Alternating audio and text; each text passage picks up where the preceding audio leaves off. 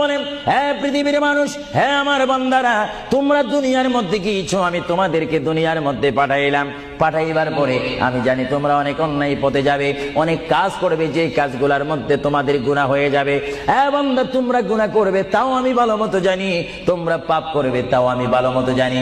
বান্দারে, পাপ করার পরে, গুনাহ করার পরে একাই কি মসজিদের মধ্যে তোমরা কেঁদেছো, রব্বানা যালামনা, বলেন রব্বানা যালামনা আনফুসানা ওয়া ইল্লাম তাগফির লানা ওয়া তুরহামনা লানাকুনান্না মিনাল খাসিরিন বলে বলে মসজিদে কেঁদেছো, আসরের নামাজ পড়ে কেঁদেছো, যোহরের নামাজ পড়ে কেঁদেছো, মাগরিবের পড়ে কেঁদেছো, এশার নামাজ পড়ে কেঁদেছো।